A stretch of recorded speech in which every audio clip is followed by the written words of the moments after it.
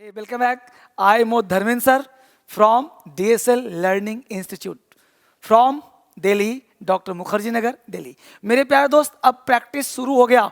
निकालो कॉपी कलम, अब पढ़ना शुरू कर दो। यहाँ पे हमने आपको बहुत सारे चीज़ पढ़ाने का प्रयास कर रहा हूँ। धीरे धीरे आप मेरे साथ सीखने का प्रयास करो। अंग्रेजी आसान हो जाएगा, एग्ज़ाम निकालना आसान हो जाएगा। तो मेरे दोस्त, किस बात की देरी, आते हैं फटाफट करते हैं। यहाँ पे देखो लिखा हुआ है नाउन प्रैक्टिस सेट। अब नाउन प्रैक्टिस सेट की बात करें तो यहाँ पे प्रैक्टिस धीरे धीरे हम लोग करना शुरू कर देना है। यहाँ पे क्वेश्चन देखो, एक्चुअली नाउन जो आप लोग पढ़ते हैं, नाउन की तैयारी कैसे करते हैं, नाउन क्यों पढ़ते हैं। अगर मैं नाउन की बात करूं तो थोड़ा सा मेरे पास ध्यान रखना, कोई भी चीज़ पढ़ने से पहले थोड़ा ज्ञान चाहिए। नाउन का मतलब होता है नेम, यानी जिस चीज़ का नेम होगा वह नाउन होता है। जिस चीज़ की आप तैयारी करते हैं, क्वेश्चन बनाएंगे, नाउन के क्वेश्चन बनाने से पहले आपको थोड़ा सा इसका ज्ञान चाहिए कि भाई दुनिया में कोई चीज़ जब नेम होता है, नामकरण करते हैं, तो दिमाग में एक इमेज आता है। जैसे पेन नाउन है, क्यों नाउन है भाई? क्योंकि पेन का एक इमेज है। एप्पल एक इमेज है, टेबल इमेज है, बिल्डिंग इमेज है। तो जिसका भी इमेज दिमाग में बनता है वो नाउन होता है। अब उसी से क्वेश्चंस, क्योंकि इसमें थोड़ा सा नाउन का चैप्टर आपको पढ़ना है। मैं यहाँ पे प्रैक्टिस की बात कर रहा हूँ, तो कहाँ जाओगे? इंग्लिश फाउंडेशन पे, यानी इंग्लिश DSL इंग्लिश है ना, वहाँ से आपको नाउन पढ़ना है और यहाँ पे प्रैक्टिस करना है। ये दोनों चैनल ना सिर्फ आपके लिए है, इसमें चुकना मत, बस तैयारी करने के लिए बैठ जाओ। अब देखो मेरे साथ, हमने कहा राम्स माई फ्रेंड। अब यहाँ देखना है राम्स माई फ्रेंड। अब यहाँ ध्यान देना बच्चे कि राम्स माई फ्रेंड की बात करूं तो यहाँ पे ध्यान देना कि राम, यहाँ पे माई के बाद, यहाँ पे कॉन्सेप्ट क्या कहता है कि माई के बाद नाउन का प्रयोग होता है और माई खुद ही एक पजेसिव वर्ड है। तो यहाँ पे जो कॉन्सेप्ट निकलकर सामने आएगा, यहाँ पे निकलकर सामने आएगा कि इसके साथ ये जो राम्स माय फ्रेंड कह रहे हो, ये राम में अपस्ट्रॉफ एस का प्रयोग, ये राम के साथ अपस्ट्रॉफ एस का प्रयोग ना हो करके इसका आंसर होना चाहिए राम माय फ्रेंड्स, या आंसर बी होना चाहिए राम माय फ्रेंड्स हाउस। क्यों ऐसा होना चाहिए, उस पर ध्यान दीजिए। ऐसा इसलिए होना चाहिए बच्चे कि जब आप किसी चीज़ की तैयारी करते हो, किसी चीज़ के बारे में पढ़ते हो, तो राम माय फ्रेंड या राम्स माय, तो राम का यानी अपस्ट्रॉफ का मतलब पता है क्या होता है? अपस्ट्रॉफ का मतलब होता है का के की। ध्यान देना, जब हम बोलते हैं राम्स पेन, तो राम्स पेन का मतलब हुआ राम का कलम। तो राम का, तो यहाँ पे ऑलरेडी राम्स हो गया, तो राम का हो गया। तो राम्स का माई फ्रेंड कैसे हो सकता है? यानी यह भी अपस्ट्रॉफ और माई भी, तो डबल नहीं हो सकता ना।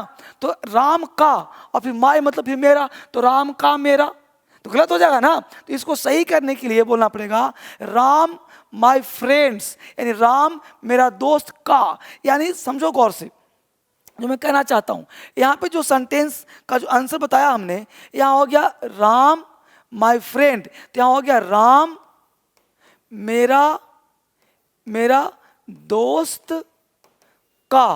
तो राम मेरा दोस्त का घर, हाउस मतलब घर, तो यहाँ जो आंसर होना चाहिए वो बी फॉर बॉय होना चाहिए। तो यहाँ पे आंसर जो है, यहाँ पे राम में अपस्ट्रॉफेस नहीं लगेगा, माय फ्रेंड में अपस्ट्रॉफेस लगाएंगे तो ये सही हो जाएगा।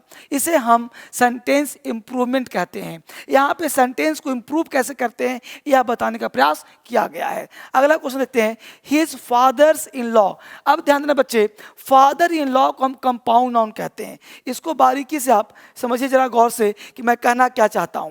कहना यह चाहता हूं कि हिज फादर्स इन लॉ, जब इस कॉन्सेप्ट को आप पढ़ेंगे तो आपके अंदर एक आइडिया आएगा जिसके आधार पर आप बेहतर काम कर पाएंगे।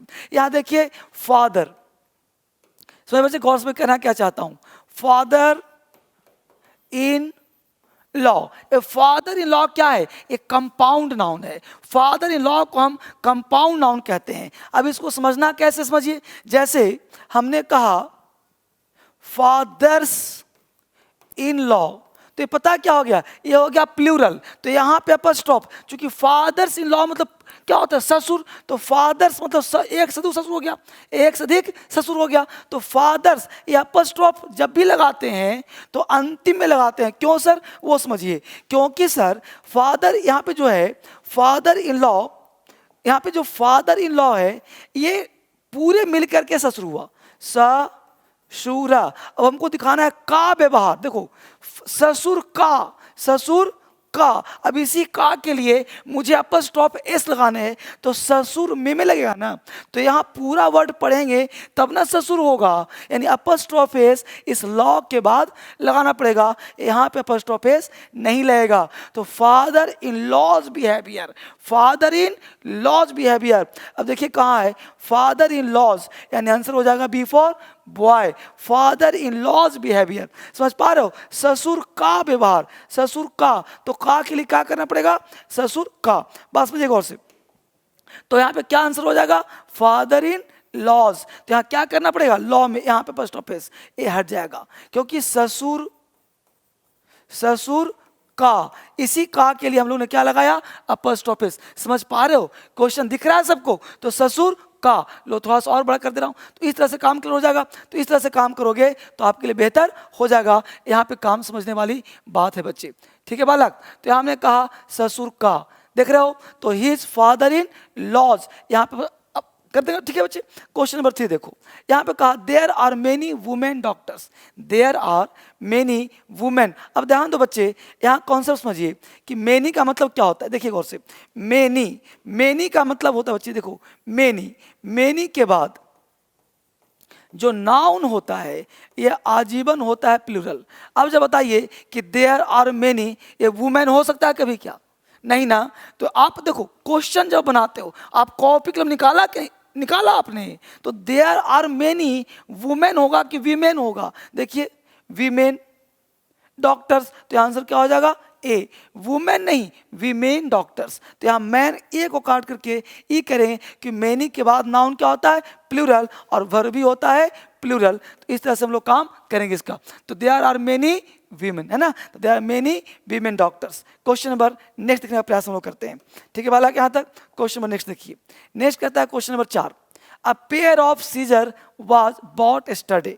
अब यहाँ पे आप समझने का प्रयास करिए, यहाँ पे क्वेश्चन कह रहा है कि a pair of scissor was bought yesterday. यहाँ पे ध्यान देना, सीजर कुछ ऐसे वर्ड जिसको आप याद कर लो, लिख लो उसको ना हो तो, क्योंकि दुनिया का हर एक चीज, हर वो नाउन जो है तो एक, लेकिन हमेशा जोड़े में आता है। जैसे चश्मा, चश्मा कितना है, एक है, लेकिन कितना है इसमें, दो है कि नहीं, देख रहे हो, तो दो आंख के लिए बना है, इसलिए गॉगल नहीं बोलते गॉगल्स, स्पेक्टेकल नहीं बोलते स्पेक्टेकल्स। ये पैंट पहनते हो, पैंट पहनते एक हो लेकिन दो पैर पहनते हो, इसलिए पैंट नहीं बोलते पैंट्स। ट्राउजर्स, पैजामाज, ट्राउजर्स, बस में रहो। उसी प्रकार सीजर होता एक है लेकिन उसमें कितने होते हैं, दो होते हैं, तो उसको क्या बोलते हैं, सीजर्स। तो सीजर्स होता है, सीजर कभी होता नहीं, लेकिन पेयर ऑफ के बाद जो सीजर होता है दुनिया का हर वो नाउन जो है तो अकेला लेकिन जोड़े में आता है, वो आजीवन होता है प्लूरल, आजीवन होता है प्लूरल, और भर भी लेता है प्लूरल। लेकिन यहाँ आ क्या गया, अ पेयर ऑफ, तो अ पेयर ऑफ आने के बाद ये क्या बन गया, सिंगुलर। लेकिन सीजर को करना पड़ेगा सीजर्स, और वाज सही है, यानी करना पड़ेगा scissors. There a pair of scissors वर, ये आंसर हो जाएगा सी, ठीक है। यहाँ वर लगाया है, यहाँ भी वर लगाया है, और तो आंसर क्या हो जाएगा सी। तो pair of scissors was bought yesterday, तो यहाँ पे हम लोग कर देंगे वाज को, क्योंकि पेयर ऑफ अगर नहीं होता तो यहाँ पे वर्ब वाला सही होता, लेकिन पेयर ऑफ लगा दिया मतलब एक जोड़े की बात कर रहा है, तो इसके अनुसार वर्ब वाज हो जाएगा। ऐसे भी आपको बता दूं कि दुनिया का कोई वर्ड जो ऑफ से जुड़ा हो, ऑफ से पहले जो वर्ड होता है, अगर वो सिंगुलर है तो वर्ब सिंगुलर, अगर वो प्लूरल है तो वर्ब प्लूरल, ठीक है बच्चे। यहाँ तक बढ़िए। क्वेश्चन नंबर नेक्स्ट देखिए, नेक्स्ट कहता है बालक कि वर्ड्स फॉर वर्ड्स वाज। ध्यान देना बच्चे, जब भी कोई दो नाउन, गौर से देखना आप, जब भी कोई दो नाउन, यहाँ देखिए वर्ड फॉर वर्ड, यानी क्या कह रहा है, noun plus preposition plus noun. जब भी कोई दो नाउन प्रेपोजिशन से जुड़ा हो तो ये दोनों नाउन सेम अगर हो, सेम हो तो ये दोनों नाउन होते हैं सिंगुलर, और भर भी लेता है सिंगुलर। गौर देखें बच्चे, तो हमने कहा वर्ड्स फॉर वर्ड्स, तो वर्ड्स फॉर वर्ड्स नहीं हो सकता, इसे करना पड़ेगा वर्ड फॉर वर्ड, और वर्ड फॉर वर्ड वाज, यानी आंसर हो जाएगा तुम्हारा C, words for word was learned by them, words for word was learned for them. तो यहाँ आंसर हो जाएगा वर्ड फॉर वर्ड। ये क्या बनता है, ये फ्रेज के हो जाता है ना, door to door, student after student, city by city, देख रहे हो ना। तो इस तरह से आपको बोलना पड़ेगा village to village, phrase, word to word, letter to letter, sentence to sentence, तो एक फ्रेज बन जाता है। Women, women after women, exam में कई बार पूछा है सीपीओ में वीमेन आफ्टर वीमेन, तो गलत हो जाता है। तो इसको ध्यान रखिएगा बच्चे गौर से। क्वेश्चन नेक्स्ट देखिए, नेक्स्ट क्वेश्चन कहता है हम लोगों का कि अ वीक, क्या कह रहा है, अ वीक लिव, देखिए गौर से, a week leave is enough for you, a week leave, तो अ वीक लिव क्या भाई, यहाँ समझिए, तो अ वीक लिव, अब यहाँ पे क्वेश्चंस कह रहा है, तो अ वीक, एक सप्ताह, live is enough for you. अब देखिए एक सप्ताह की छुट्टी ना, लिव का मतलब क्या होता है, छुट्टी, तो एक सप्ताह की छुट्टी दोगे ना, तो अ वीक लिव करना पड़ेगा, तो यहाँ पे जो है वीक को करना पड़ेगा वीक्स। देखिए गौर से, एक सप्ताह की, अपस्ट्रॉफ एस का मतलब क्या होता है, का, के, की, तो एक सप्ताह का, यानी यहाँ पे करना पड़ेगा अपस्ट्रॉफ एस, तो weeks live is enough for you, क्योंकि एक सप्ताह की बात कर रहा है। समझ पा रहे हो बच्चे, यहाँ पे आगे बढ़िए और अगले कॉन्सेप्ट में चलने का प्रयास करते हैं। नेक्स्ट देखिए question, chairs legs have been broken by the children. Chairs, अब ध्यान दो, आपने अगर नाउन का क्लास थोड़ा सा लिया होगा, नहीं तो आप डीएस इंग्लिश पर लेना क्लास। यहाँ पे चेयर्स लेग्स हैव, अब ध्यान देना कि दुनिया का कोई नाउन अगर अनकाउंटेबल हो, क्या कहा हमने, अनकाउंटेबल, काउंटेबल दो नाउन होता है ना, तो हमने कहा दुनिया का वह नाउन जो लिविंग और नॉन लिविंग, फिर तुम ध्यान दो, काउंटेबल, अनकाउंटेबल, लिविंग और नॉन लिविंग, तो वह नाउन जो लिविंग होगा, क्या कहा, लिविंग होगा, उसके साथ अपस्ट्रॉफ एस का प्रयोग करना। फिर समझ लो बाबू, जो नाउन, यहां समझ लो, जो नाउन लिविंग होगा, यहां समझ लीजिए, लिविंग नाउन होगा, लिविंग नाउन, तो इसके साथ आप अपस्ट्रॉफ एस का प्रयोग करना। जैसे बॉय होता है, तो बॉय के साथ अपस्ट्रॉफ एस, ये लिविंग के साथ। अगर नाउन तुम्हारा नॉन लिविंग होगा, ध्यान बच्चे, नॉन लिविंग होगा, तो इसके साथ ऑफ का प्रयोग करना, क्योंकि इसके साथ, नॉन लिविंग के साथ अपस्ट्रॉफ एस लगाना गलत होगा। तो यहाँ कहा चेयर्स लेग, अब यहाँ पे ध्यान दीजिए, हमने कहा चेयर्स लेग्स, अब ध्यान दो कि chairs leg have been broken, यहाँ पे जो है लेग क्या होना चाहिए, चेयर्स, यहाँ पर स्टॉप एस छोड़ दिया है, chairs legs have been broken, तो ये गलत हो जाएगा, यहाँ करना पड़ेगा लेग ऑफ चेयर, देख रहे हो, या legs of chairs have been broken, तो यहाँ करना पड़ेगा leg of chair have been, तो यहाँ पे legs of chair have been broken, तो आंसर क्या कर देंगे, बी करना पड़ेगा, क्योंकि लेग्स ऑफ चेयर यानी चेयर के पैर टूट गए हैं, तो करना पड़ेगा legs of chair have been broken. यहाँ तक बात समझ आ रहा है बच्चे, तो आंसर क्या कर देंगे, बी फॉर बॉय। यहाँ पे जो है कॉन्सेप्ट लेग्स चेयर है ना, चेयर्स लेग, तो चेयर क्या है, नॉन लिविंग है, तो निर्जीव के साथ हम एस नहीं लगा सकते, अपस्ट्रोफ नहीं लगा सकते, क्योंकि बोलना चाह रहा है चेयर किसका, चेयर का पैर, चेयर का पैर, यहाँ पे वर्ड ऐसे लिखा हुआ है, यहाँ पे पॉइंट छूटा हुआ है, चेयर्स ऐसे लिखा हुआ है, चेयर्स लेग्स, चेयर्स यानी चेयर का पैर, तो नॉन लिविंग के साथ अपस्ट्रोफ एस का प्रयोग नहीं करते, गलत होता है। अब उसमें नया बात, तो यहाँ क्या हो जाएगा, legs of chair have been, यानी लेग्स ऑफ चेयर, ऑफ लगाते हैं किसके साथ, नॉन लिविंग के साथ, और अपस्ट्रोफ एस कहाँ लगाते हैं, लिविंग के साथ। चेयर तो निर्जीव ना है, तो यहाँ क्या लग जाएगा, ऑफ, यहाँ ऑफ लग जाएगा, अपस्ट्रोफ एस नहीं लगेगा, ये गलत होता है। ठीक है बालक, आगे कॉन्सेप्ट देखो, इस तरह समझने का प्रयास कीजिए। नेक्स्ट क्वेश्चन कहता है बच्चे, और वो क्या कहता है कि many sheeps have been grazing in the field. ध्यान देना बच्चे, ये मेनी, ये जो शिप्स है ना, शिप, ये शिप वर्ड जो है काउंटेबल और अनकाउंटेबल, ये शिप जो वर्ड है ये आजीवन प्लूरल होता है, हालांकि है तो काउंटेबल, लेकिन शिप एक ऐसा वर्ड है, शिप, डियर, ये सब ऐसे वर्ड होते हैं, ध्यान देना बच्चे बालक, शिप और डियर ऐसे वर्ड होते हैं, है ना, शिप, डियर, ये सब ऐसे वर्ड होते हैं जिनके साथ एस का प्रयोग नहीं किया जाता। ये ऑलरेडी शिप वर्ड जो है ये सिंगुलर प्लूरल एक समान होता है। ध्यान देना, ये जो शिप वर्ड है और जो डियर वर्ड है, ये अपने आप में, शिप देखो ध्यान दे फिर से एक बार, शिप और डियर ये अपने आप में प्लूरल है, अपने आप में प्लूरल है, इसके साथ एस लगाएंगे तो गलत हो जाएगा। अपने आप में प्लूरल है, तो यहाँ पे बोलना पड़ेगा मेनी शिप देखो यहाँ पे आंसर क्या हो जाएगा, शिप। तो मेनी शिप हैव, क्योंकि प्लूरल हो गया तो यहाँ पे हैव तो आ ही जाएगा, तो many sheep have been grazing. यहाँ तक कोई दिक्कत बच्चे, समझ में आ रहा होगा आपको? आगे बढ़ने का प्रयास करते हैं। अगला क्वेश्चन कहता है, वो आप जानने का प्रयास करिए नेक्स्ट क्वेश्चन क्या कहता है।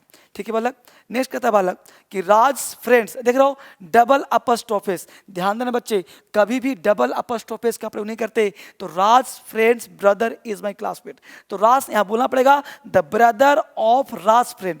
जब आपको डबल अपस्ट्रोफिस दिखे तो उसको क्या करेंगे, द ब्रदर या simple brother, brother of Raj friend. तो यहाँ करना पड़ेगा हम लोगों को answer brother of Raj friends. तो यहाँ आंसर बी फॉर बॉय लगा लेंगे और बी फॉर बॉय हम लोगों का आंसर हो जाएगा। क्यों सर? क्योंकि यहाँ पे डबल अपस्ट्रोफिस, ध्यान देना, यहाँ पे राज भी है, यहाँ पे राज भी लगा दिया और फ्रेंड में भी लगा दिया, तो डबल अपस्ट्रोफिस का प्रयोग नहीं कर सकते। एक सेंटेंस में दो अपस्ट्रोफिस लगातार नहीं होता। तो यहाँ करना पड़ेगा कि ब्रदर ऑफ, यहाँ पर आंसर हो जाएगा brother of, the brother of, यहाँ भी गलत हो गया, एक मिनट, यहाँ हो जाएगा brother of Raj friend, brother of Raj friend, answer is A for apple. तो brother of Raj friend is my classmate, तो आंसर हम लोग का 9 का ए हो जाएगा। क्यों सर? क्योंकि डबल अपस्ट्रोफिस नहीं होता। ऐसी स्थिति में अंतिम वाले नाउन को उठाकर हम सेंटेंस को फ्रेम करते हैं according to the nature of the sentence. Clear बच्चे? अगला कॉन्सेप्ट, अगला क्वेश्चन कहता है बालक much pains were given to him for his misdeed. अब देखो पेन्स, पेन और पेन्स दो वर्ड होते हैं, ध्यान देना। अब पेन्स गिवन फ्रॉम, तो पेन जो वर्ड होता है पेन, वो पेन का मतलब तकलीफ भी होता है और पेन मतलब दुख दर्द भी होता है। तो आपको देखना पड़ेगा कि पेन वर्ड है कैसा। तो पेन वर्ड एक अनकाउंटेबल वर्ड है जिसको हम दिखा नहीं सकते, 10 काउंट नहीं कर सकते, इसलिए पेन के साथ हम लोग कभी भी वर्ड का प्रयोग नहीं करेंगे। तो मच पेन्स वाज का प्रयोग होना चाहिए था। यहाँ पे मेनी दिया गलत है, मेनी दिया गलत है, तो answer is before boy much pence was. क्योंकि पेन्स कैसा वर्ड है, अनकाउंटेबल वर्ड है, उसका तो वर्ड का प्रयोग नहीं होगा, तो मच पेन्स वाज का प्रयोग करेंगे। तो आज हम लोग 10 क्वेश्चन करते हैं और आप इस तरह से बने रहिए, इसको बैठ करके पढ़िए, प्रैक्टिस करिए और एग्जाम में अच्छे नंबर लाइए। धर्मेंद्र सर हमेशा आपके लिए काम करते हैं। Thank you very much.